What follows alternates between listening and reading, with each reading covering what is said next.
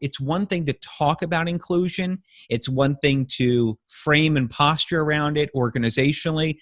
It's kind of another, I think, to really have it and to have people really feeling it. So, Yeah. You've been around a lot of different industries, a lot of different companies. Yeah. Why don't you tell the audience, if you could, please, where do you see a lot of the gaps today, a lot of the shortcomings that are keeping inclusion or inclusion programs that start in companies from really sustaining and being meaningful over time?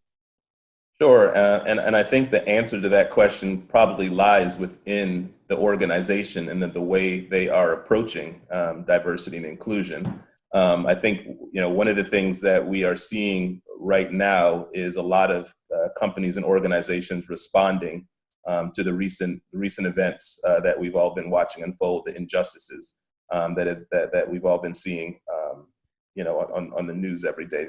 And a lot of people are scrambling to figure out, hey, what is it that we need to do? And too many times the first thought that comes to mind is training, is some type of training. Training's not going to change anything. It's great for an awareness piece, but it's not going to change things.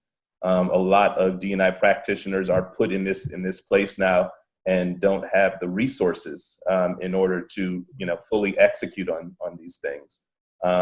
This is D&I is a journey. It's based in trust. It's based in commitment. It's based on really getting in the weeds of an organization and seeing where you're at, where you want to go, and most importantly, tying it to a mission that everyone can unite around. In this day and age of so much divide, companies really need to hone in on what are the commonalities, what are the things that we are all here to accomplish. And so, I can give an example at Livongo. It's one of the most passionate workforces that I've ever seen because they are all strongly committed to empowering people who suffer from chronic conditions. Yeah. Over a third of the workforce has people that are suffering from chronic conditions. My reasoning for joining has to do with chronic conditions. My dad had diabetes and hypertension. So many people in my family suffer from it. So it's personal for me.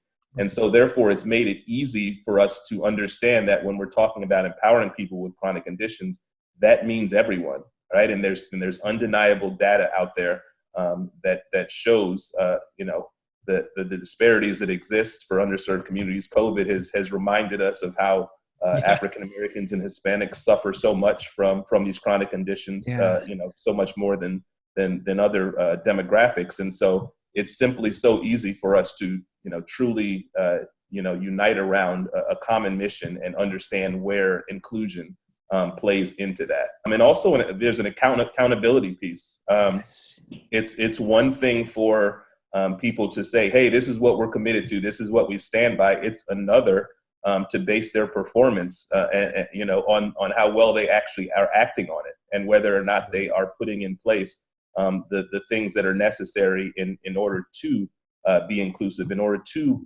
recruit more diverse folks to the organization, in order to ensure that there's equitable pay across the organization, and that people are really all on the same playing field, that people are getting promoted in the same way as others.